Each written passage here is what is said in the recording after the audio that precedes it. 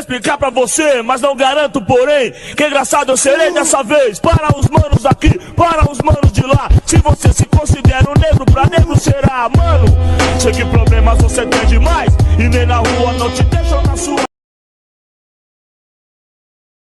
Sim, o racismo que me afeta é indireto pelo fato de eu não ser uma negra retinta.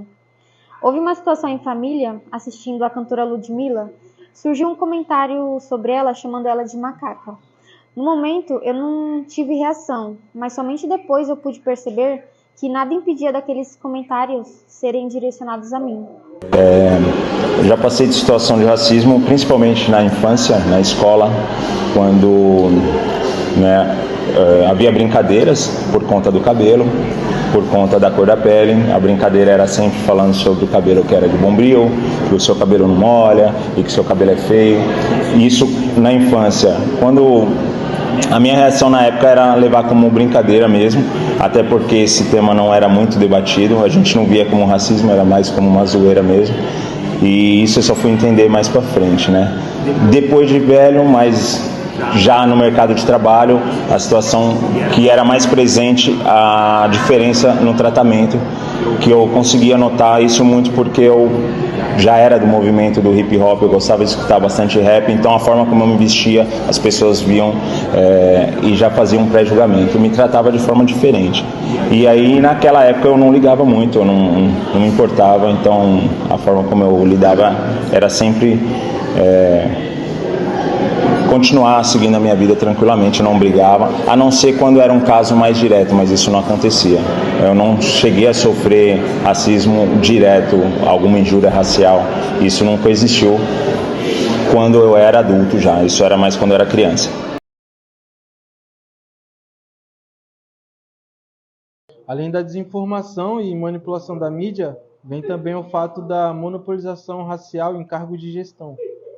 Isso gera uma ilusão e insegurança de que nós negros não somos capazes de ocupar certos cargos. Eu acredito que precisamos de protagonistas negros em todas as áreas, todos os espaços da sociedade, além da música, entretenimento, da arte. Vou colocar em pauta aqui a questão da desigualdade salarial. Se já é difícil para uma mulher ela receber um salário, sei lá, no mesmo patamar que um homem, a pessoa sendo negra decai muito esse nível de salário, enfim. E eu acho que também a gente tem a desigualdade racial presente na nossa sociedade, que muitas pessoas falam que não tem, que agora negros têm direito, mas a verdade é que isso daí é só um papo, talvez, da política, do sistema, para poder abafar o racismo que está presente na nossa sociedade. O movimento negro, né? O movimento negro, mano, ele tem sido fundamental para as conquistas que nós tivemos ao longo do tempo até agora aí, né? Como, por exemplo, a implementação das cotas raciais e o aumento da representatividade nos meios de comunicação e na política. É o movimento que dá voz à luta contra o racismo, sabe?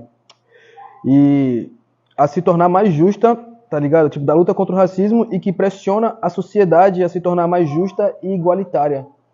E sem o movimento, né, mano, sem essa resistência, essa força do movimento, eu acho que muitas dessas questões que hoje em dia são bem debatidas ainda continuaria sendo ignorada, tá ligado? Na minha opinião. Eu vejo como uma oportunidade de mostrar para o mundo o que realmente é a cultura negra, o que realmente acontece, porque visto por outros olhos, um exemplo, um pai, as crianças seguem o caminho do pai. Um pai é branco e, vamos lá, é super preconceituoso, racista. A criança vai olhar e falar, nossa, se meu pai tá falando é porque isso realmente é.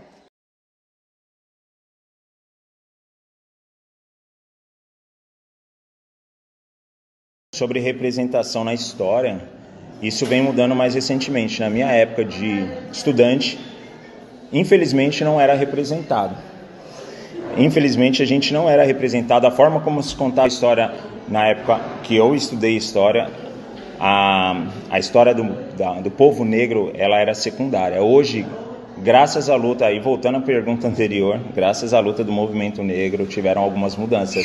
Uma das mudanças é essa. Hoje, os professores trabalham sobre a questão da história nessa perspectiva também. E eles são obrigados a trabalhar, professor de história, de geografia, filosofia, sociologia, vai falar sobre isso, porque faz parte hoje do currículo, antes não fazia. Então a gente vai trabalhar, por exemplo, a história do Brasil nessa perspectiva, a história da África. Então o movimento negro conseguiu mais uma vez também incluir essa parte da história. Hoje eu me sinto representado, antigamente não. Década de 90, início da década de 2000, eu não tinha na minha escola essa representatividade. Hoje os alunos, ainda bem, graças ao movimento negro.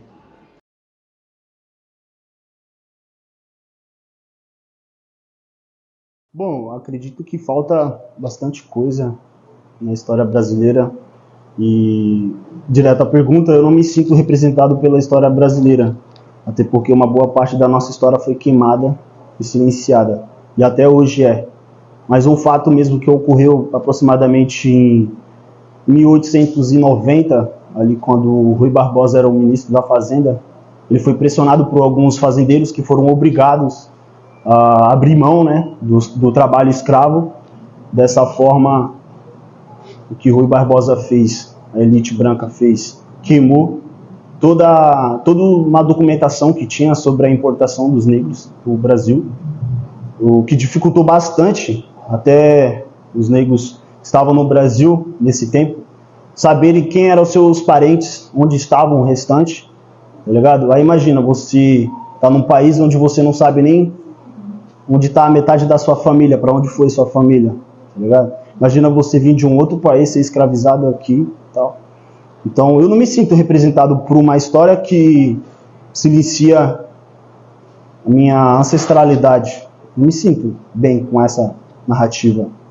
Até porque, para saber de mim, eu tive que estudar a história, de fato, né? Porque na escola mesmo, o professor sempre falava, você quer saber a história de fato, estuda em casa. Tem muita coisa que eu não posso passar aqui.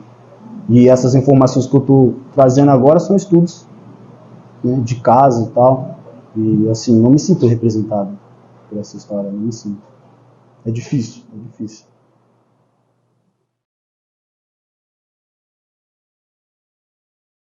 Kian, porque ele canta música que reflete muito a vivência de hoje em dia da raça negra, que racismo, essas coisas assim. Ele não abaixa a cabeça, ele sempre vem trazendo as coisas que acontecem, as vivências na música dele. O principal, né, não poderia deixar de falar, que é o Mano Brown, que, mano, ele foi o responsável por uma grande parcela dos negros seguirem por outros caminhos, além do esperado, por conta de seus conselhos, a realidade que ele passa nas músicas. Um também é o Lázaro Ramos, especialmente para mim, eu sinto que ele fez algo revolucionário sendo protagonista em uma rede nacional que, mano, é racista, tá ligado? Até hoje tem histórias racistas, tem relatos racistas, alimenta essa indústria racista. O privilégio branco, ele é muito real e impacta diretamente as relações raciais. Muitas vezes, as pessoas brancas não percebem que só pelo fato de serem brancas, tá ligado? Tem mais facilidade de acessar espaço, tá ligado? Receber oportunidades e serem tratadas com respeito. Isso cria uma desigualdade que vai se perpetuando. O privilégio branco também torna mais difícil a luta contra o racismo, porque muitas pessoas não enxergam o quanto o sistema beneficia umas em detrimento de outras.